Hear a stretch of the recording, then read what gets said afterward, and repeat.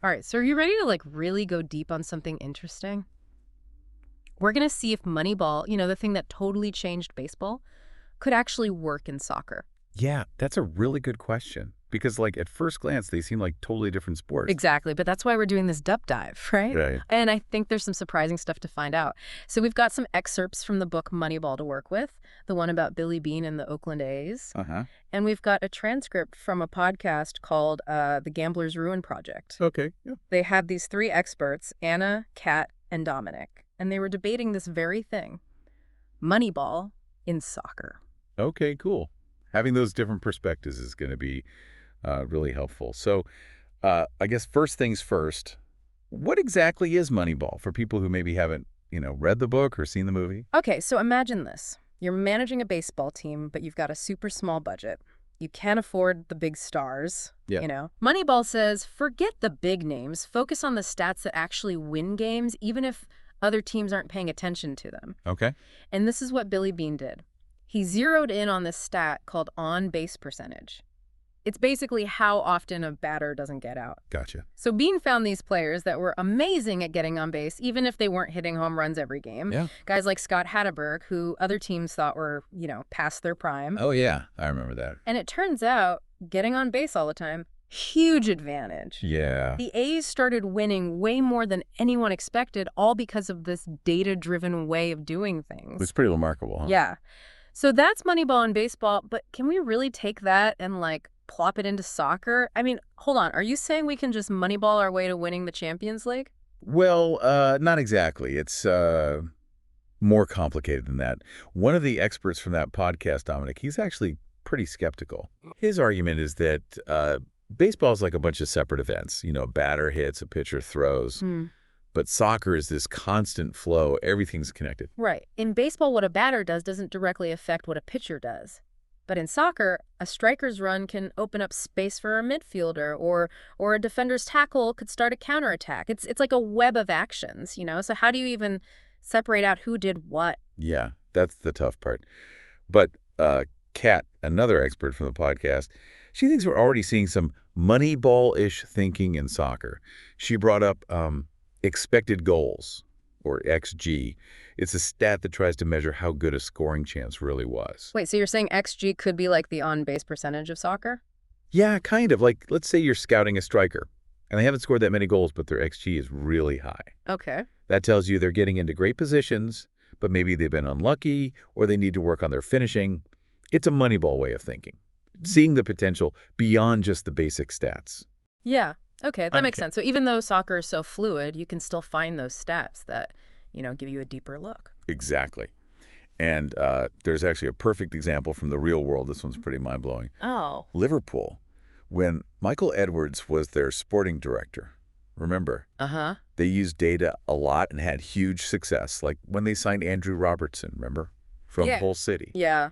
The team that had just been relegated. Right. And back then, a lot of people thought that signing was a risk. Yeah, for sure. But Liverpool, they saw something in his data, like his defensive positioning and his ability to create chances from the back, things that maybe traditional scouts wouldn't have noticed because he wasn't playing for a top team. So they basically moneyballed their way to finding this hidden gem. Exactly. And that kind of leads to the next big question. Can we take this even further? Like, what about using AI to analyze soccer? Can we build a Moneyball machine? That's where things get really crazy. And that's where this Gambler's Room project comes in. They were looking at this thing called SmartBet.AI.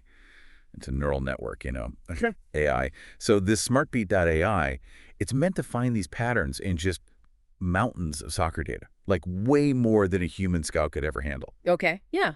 It looks at everything.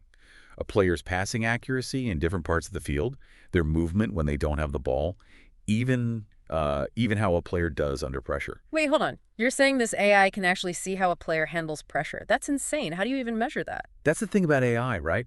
It can spot these tiny patterns in the data that we just wouldn't catch as humans. Like, some players just fall apart in big games. Yeah, for sure. While others, they get better. Right.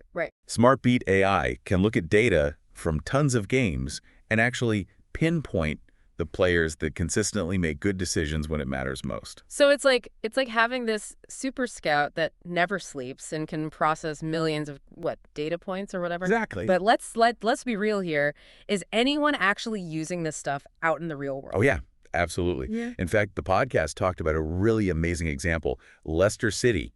Remember when they won the Premier League back in 2015-16? Yeah. Nobody saw that coming. Well, that Total underdog story, right? right. It was incredible, like 5,000 to 1 odds at the beginning of the season. Insane. And yeah, luck was a factor, but the Gambler's Ruin Project, Yeah. they made this argument that Leicester actually used a really data-driven approach to build that team, like really Moneyball-y. Oh, really? So they were using data to find these like undervalued players. Yeah, like Jamie Vardy, remember? Yeah. The guy who went from playing like amateur leagues to being a Premier League star. Oh, yeah, yeah. His movement data was apparently off the charts.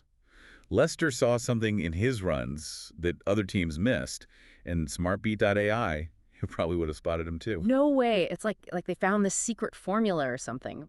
But it wasn't just the players, was it? I mean, they had that whole tactical approach too. You're totally right.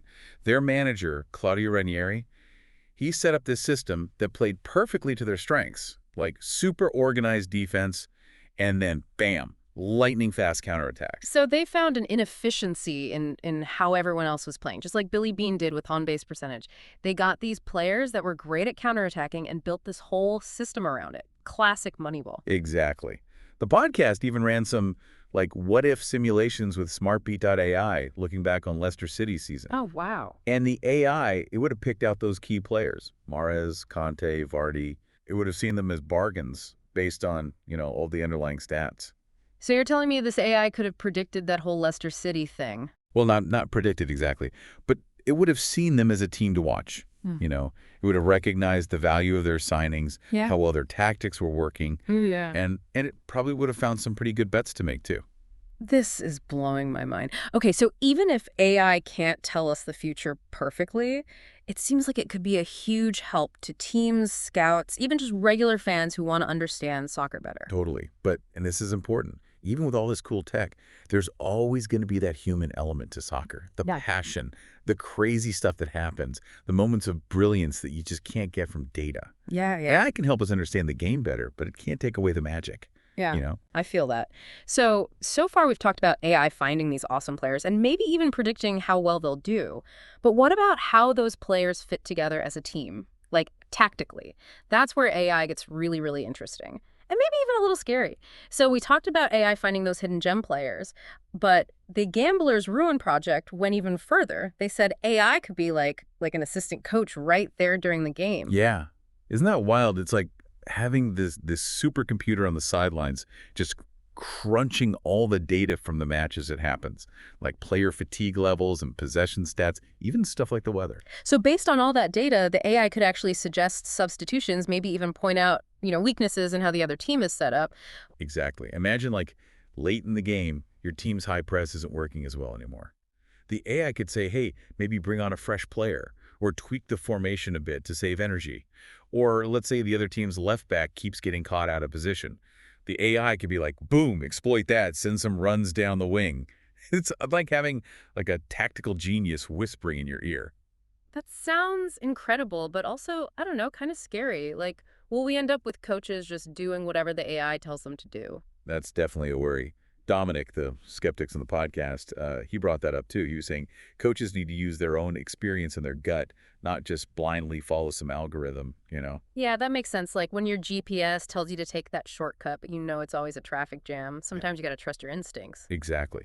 AI should be a tool to help make better decisions, not the one making the decisions.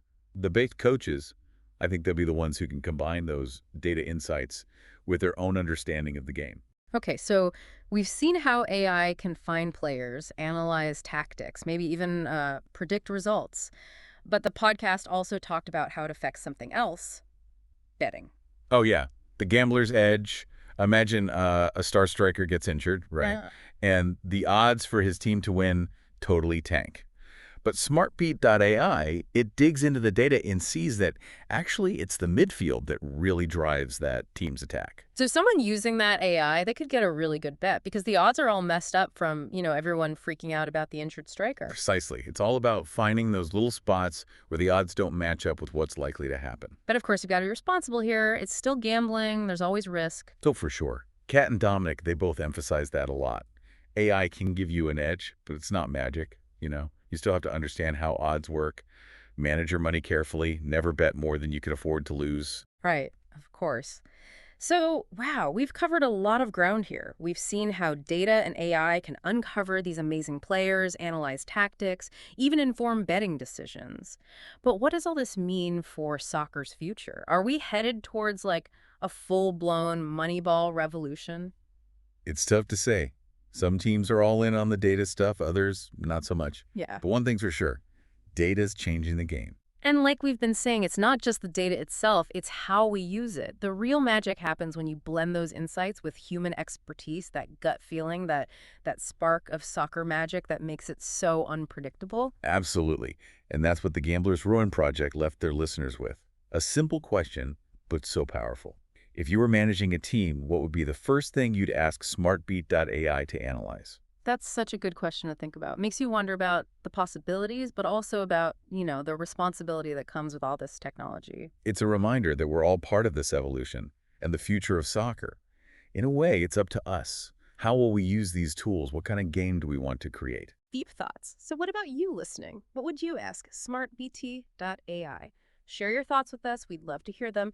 And keep exploring, keep asking those tough questions, and keep diving deep.